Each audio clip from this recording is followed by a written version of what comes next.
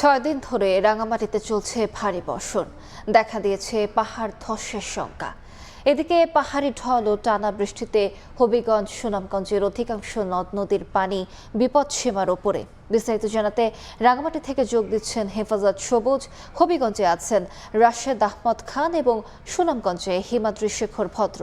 প্রথমে যাচ্ছি হেফাজত সবুজের কাছে। সবুজ, টানা 6 দিন ধরে আসলে রাঙামাটিতে ভারী বর্ষণ হচ্ছে। যদিও আজ সকাল থেকে কিছুটা কম, তবে এই ভারী বর্ষণের কারণে পাহাড়ের পাদদেশে যারা ঝুঁকিতে বসবাস করে সেসব মানুষজনকে আসলে সরকার আশ্রয় কেন্দ্রে নিয়ে এসছে স্থানীয় প্রশাসন। আমরা একটু দেখানোর চেষ্টা করছি। রাঙামাটি সরকারি উচ্চ বিদ্যালয় আশ্রয় কেন্দ্র জেলা প্রশাসনের তথ্যমতে এই আশ্রয় কেন্দ্রে আসলে 140 জন মানুষ অবস্থান করছেন। রাঙামাটি শহরের যে ঝুঁকিপূর্ণ এলাকাগুলো আছে, এখানে 28টি ঝুঁকিপূর্ণ এলাকা আছে, যেখানে প্রায় 5,000 পরিবার বসবাস করে। তো রাঙামাটি শহরে এবং তার আশেপাশে যেসব আশ্রয় কেন্দ্রগুলো আছে, প্রত্যেকটি আশ্রয় কেন্দ্রে আসলে মানুষজন উঠেছে।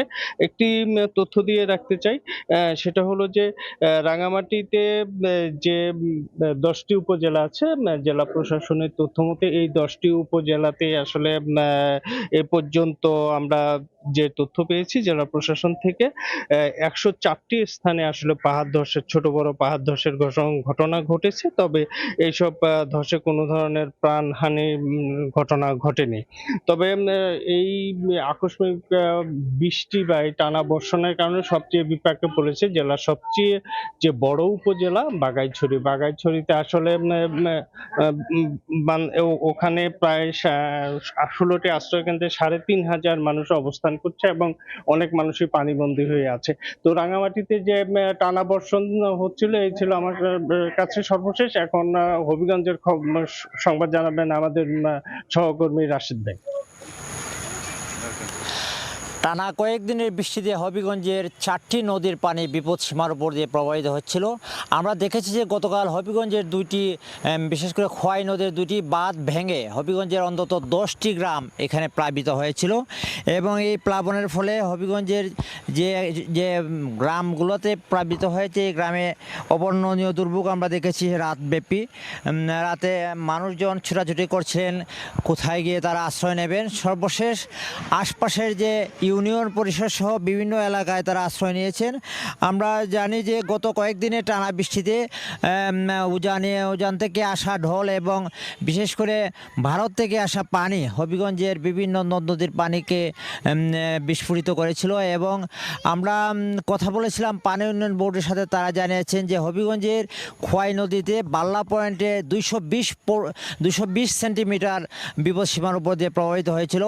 এছাড়াও হবিগঞ্জে যে আরও কয়েকটি নদী রয়েছে, কালনি কুশিয়ারা এবং সুতাং নদীর পানিও বিপদসীমার উপর দিয়ে প্রবাহিত হচ্ছিল, যার ফলে হবিগঞ্জের মানুষের মধ্যে একটি আতঙ্ক বিরাজ করছিল গতকাল। তবে গতকাল রাত থেকে বৃষ্টি থামার পর এখন পানিটা কিছুটা কমেছে এবং পানি উন্নয়ন বোর্ডের যে পরিসংখ্যান অনুযায়ী তারা জানিয়েছেন যে পানি যেহেতু বাল্লা পয়েন্টে কমেছে, সেহেতু হবিগঞ্জের পানিও আস্তে আস্তে কমতে শুরু করবে।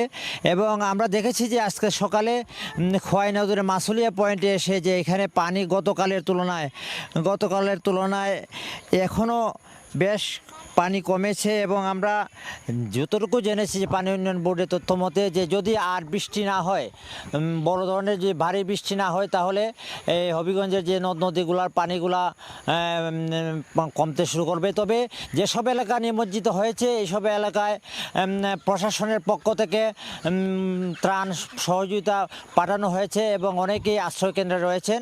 তবে পানি উন্নয়ন বোর্ড জানিয়েছে যে আবহাওয়া যদি ভালো হয়ে যায় তাহলে এই বৃষ্টি বা অতিবৃষ্টির কারণে যে পানি বেড়েছে এই পানি কমে যাবে। তো আমরা এখন চলে যাচ্ছি সুনামগঞ্জে, সেখানে আছেন আমাদের প্রতিনিধি হিমাদ্রি শেখর ভদ্র, তার কাছে জানবো আমরা সর্বশেষ। সুনামগঞ্জ শহরের সাহেববাড়ি ঘাট এলাকায়, এই ঘাট এলাকার পাশে হলো সুরমা নদী প্রবাহিত হচ্ছে, অন্যদিকে চলতি নদী প্রবাহিত হচ্ছে। যদি আপনারা দেখতে পাচ্ছেন যে এই সুরমা নদীর পানি কিন্তু এখন কানা কানায় উপচে আছে এবং চলতি নদী থেকে পাহাড়ি ঢলের পানি সুরমা নদীতে প্রবাহিত হচ্ছে। যদি বলি যে সুরমা নদীর তীরবর্তী যে সমস্ত গ্রাম রয়েছে এবং লোকালয় রয়েছে সেগুলি কিন্তু কানায় কানায় পানিতে পরিপূর্ণ হয়ে আছে। অর্থাৎ এক পাশে রয়েছে ইব্রাহিমপুর গ্রাম, অন্য পাশে অক্ষয়নগর, অলির বাজার সহ যে পুরো নদী তীরবর্তী এলাকা কিন্তু আসলে পানিতে সমান সমান হয়ে গেছে। নদীর তীর এবং গ্রামের যে গ্রামীণ সড়ক সেটি সমান সমান হয়ে গেছে এবং আজকে এবং আগামীকালকে পাহাড়ে ভারী বর্ষণের সম্ভাবনা আছে এবং স্থানীয়ভাবে যথেষ্ট বৃষ্টিপাতের সম্ভাবনা আছে। এই 2 দিন যদি অর্থাৎ আজকে এবং আগামীকালকে যদি বৃষ্টিপাত বেশি হয় তাহলে এই সুনামগঞ্জের 7টি সীমান্ত নদী সহ প্রায় 14টি নদীর পানি বৃদ্ধি পাবে, পাশাপাশি 137টি হাওরের পানি বৃদ্ধি পাবে।